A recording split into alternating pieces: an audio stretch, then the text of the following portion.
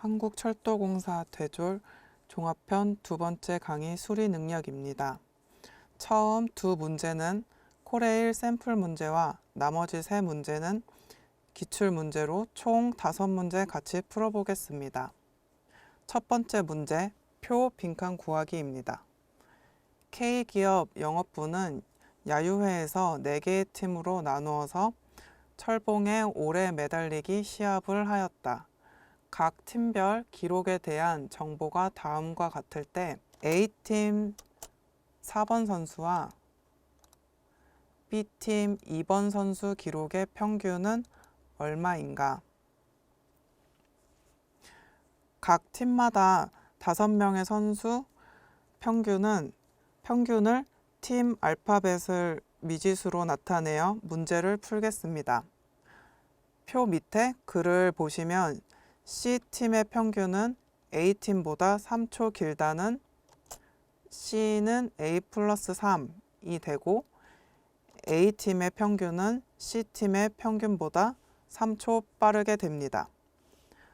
다음 글에서는 D팀의 평균은 B팀보다 2초 짧다로 D는 B-2가 되고 B팀의 평균은 D팀보다 2초 길다는 것을 알 수 있습니다. 그럼 C팀과 D팀의 평균을 구하면 C팀은 5분의 225로 45초가 나오고요. D팀은 5분의 220으로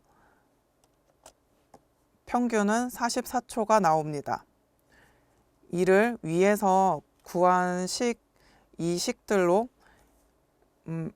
대입을 하면 A팀은 42초, B팀은 46초가 됩니다.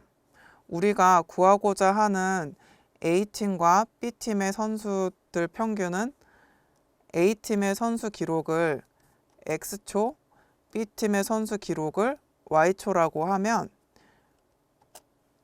A팀과 B팀의 선수들 평균은 2분의 X분의 Y초가 됩니다.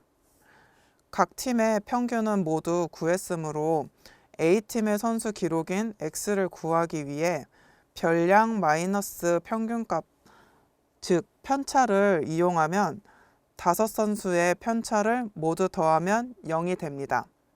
이를 정리하여 X에 관한 방정식은 다음과 같고 X는 42 플러스 6, 48초가 되며 B팀의 선수 기록인 Y도 같은 방법으로 구하면 Y는 46 마이너스 8, 38초가 나옵니다. 따라서 두 선수 기록의 평균은 2분의 48 플러스 38, 43초로 정답은 5번이 됩니다.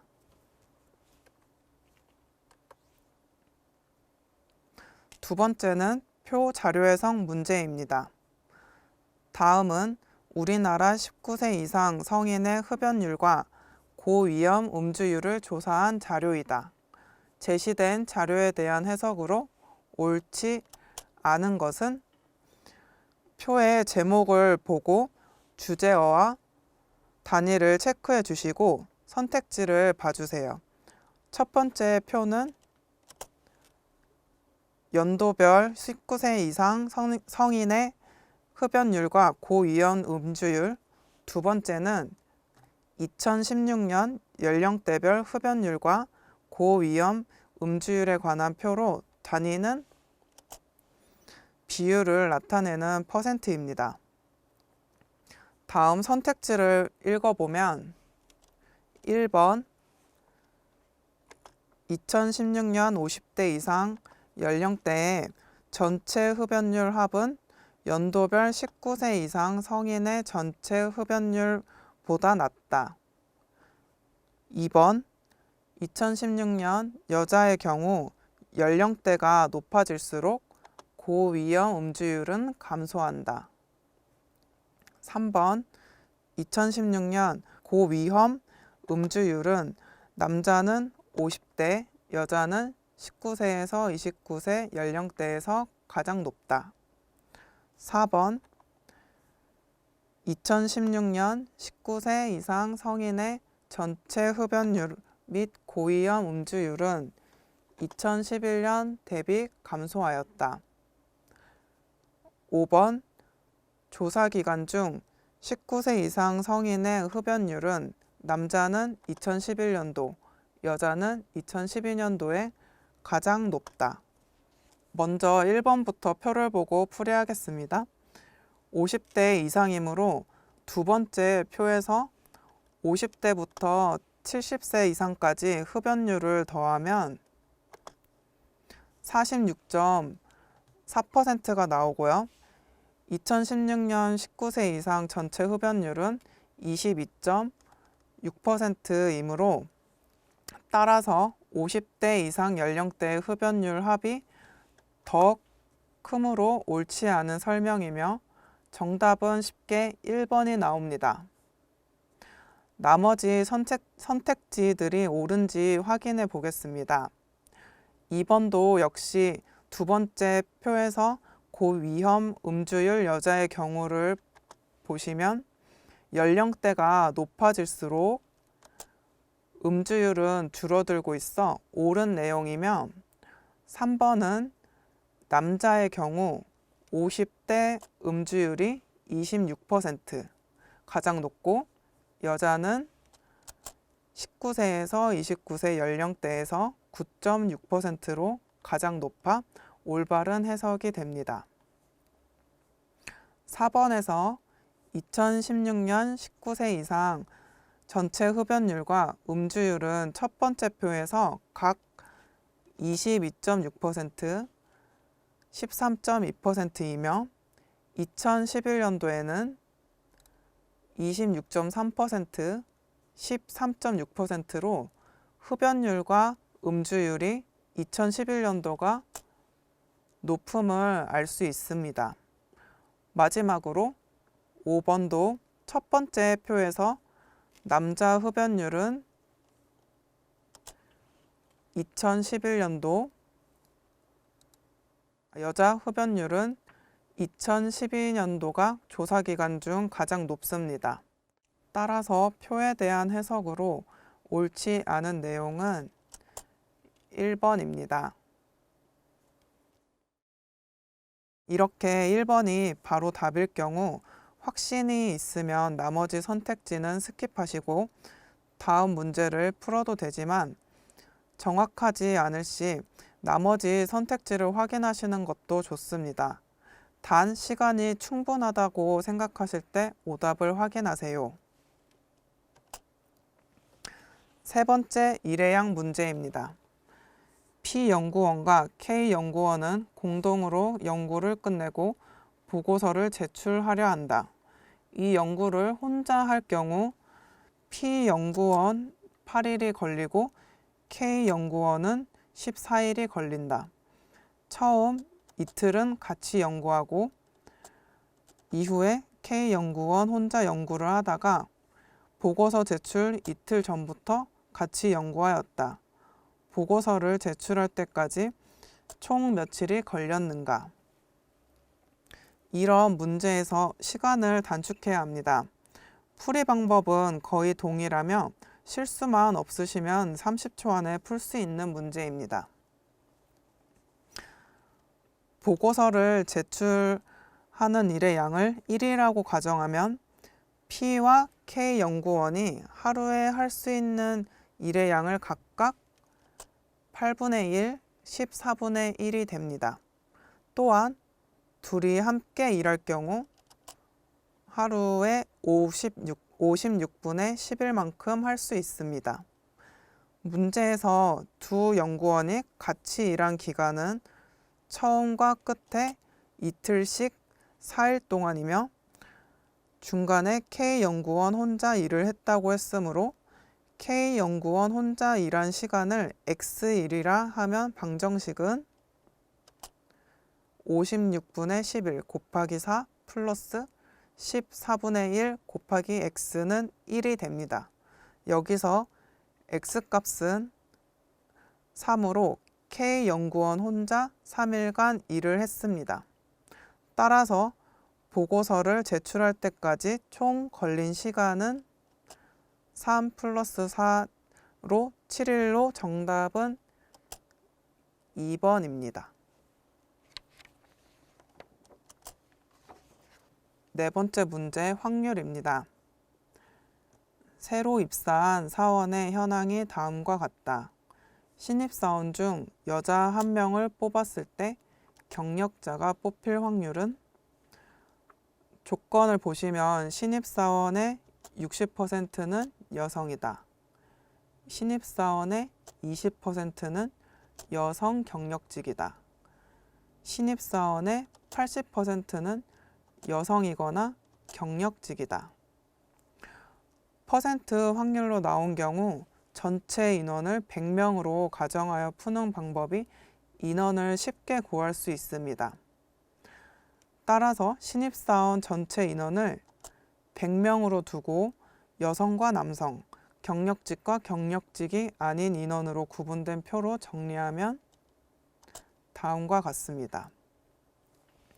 첫 번째 조건에서 여성은 60명이 되고 남성은 40명이 되며, 두 번째 조건에서 여성 경력직은 100명 중 20%인 20명이 되고 경력직이 아닌 여성은 40명이 됩니다. 우리가 구하고자 하는 것은 여성 1명을 뽑을 때 경력자가 뽑힐 확률로 두 번째 조건까지만 확인하면 바로 답을 구할 수 있습니다. 여자 신입사원은 60명이며 그중 경력직은 20명으로 여자 1명을 뽑을 때 경력직일 확률은 60분의 20, 즉 3분의 1로 정답은 1번입니다. 계산 연습을 위해 나머지 빈칸을 채우면 세 번째 조건에서 신입사원 중 80명이 여성이거나 경력직이라고 했으므로 여성 60명과 남성 경력직원 합이 80명임을 알 수 있어 남성 경력직 인원은 20명이 되고 총 경력직 인원은 40명이 됩니다. 나머지 빈칸은 개에서 뺄셈을 하면 구할 수 있습니다. 이런 조건부 확률을 구할 경우 제가 정리한 표를 만들어 계산하는 것이 헷갈리지 않고 바로 풀 수 있는 방법입니다. 마지막 그래프 자료 해석 문제입니다. 다음은 우리나라 일부 업종에서 일하는 근로자 수 및 고령 근로자 비율과 국가별 65세 이상 경제활동 참가율 현황에 관한 자료이다. 다음 그래프를 보고 이어지는 질문에 답하시오. 첫 번째 그래프는 업종별 근로자 수와 고령 근로자 비율을 나타내며 두 번째는 국가별 65세 이상 경제활동 참가율을 나타냅니다. 해당되는 단위도 무엇인지 확인해 주세요. 자, 이제 문제와 선택지를 읽어보겠습니다.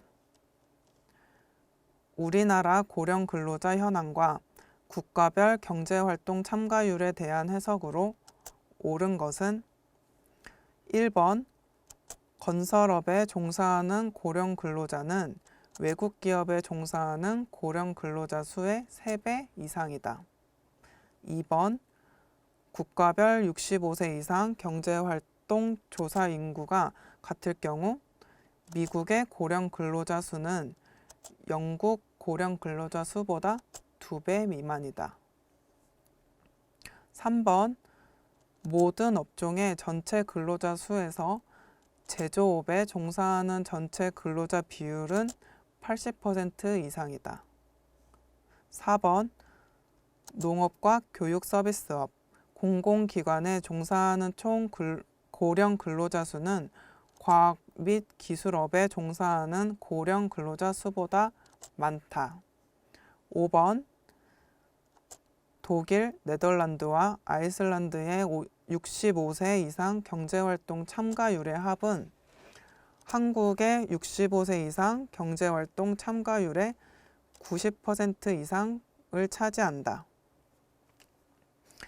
네, 선택지 모두 계산이 필요하지만 3번과 4번은 나머지 선택지보다 계산이 복잡하므로 1번, 2번, 5번을 차례대로 먼저 풀어보겠습니다. 1번에서 건설업과 외국 기업에 종사하는 고령 근로자 수는 첫 번째 그래프에서 각 업종에 해당하는 근로자 수와 고령 근로자 비율을 곱하면 고령 근로자 수를 구할 수 있습니다. 다음을 보시면 97 곱하기 0.1은 9.7 천명, 12 곱하기 35%의 3배는 12.6 천명이 나옵니다. 따라서 건설업의 고령 근로자가 외국 기업의 고령 근로자의 3배 미만으로 옳지 않은 내용입니다. 2번은 모든 국가의 조사 인구가 같다고 했으므로 두 번째 그래프에서 비율의 크기만 비교할 수 있습니다. 영국의 비율의 2배는 17.2%이고 미국은 17.4%로 미국의 비율이 더 높습니다. 5번도 국가별 그래프를 보면 독일, 네덜란드, 아이슬란드 비율을 모두 더하면 25.1%, 한국 비율은 29.4%에 90%는 26.46%로 세 국가의 비율보다 큽니다. 따라서 2번과 5번도 틀린 내용입니다. 다음으로 3번, 4번을 차례로 풀어보겠습니다. 3번은 모든 업종의 전체 근로자 수는 첫 번째 그래프에서 막대 그래프 수치를 모두 더하면 1794.6 천명이 되고 제조업은 1080 천명의 근로자가 종사합니다. 따라서 모든 업종의 총 근로자 수의 80%는 약 1400 천명으로 제조업 전체 근로자 수보다 많으므로 옳지 않은 내용입니다. 4번도 첫 번째 그래프에서 농업, 교육 서비스업, 공공기관에 종사하는 고령 근로자 수는 다음 식을 보시면 세 업종의 고령 근로자 수 합은 23,800명이 나오고 과학 및 기술업에 종사하는 고령 근로자인 2만 명보다 많으므로 옳은 내용입니다. 따라서 정답은 4번이 됩니다. 자료 해석에서 계산 문제가 복잡한 경우 차근차근 풀어야 합니다. 다른 응용술이나 기초술의 문제에서 시간을 단축하시고 자료 해석 같은 문제에 시간을 투자해 주시면 좋을 것 같습니다. 이상으로 수리 능력 강의를 마치겠습니다.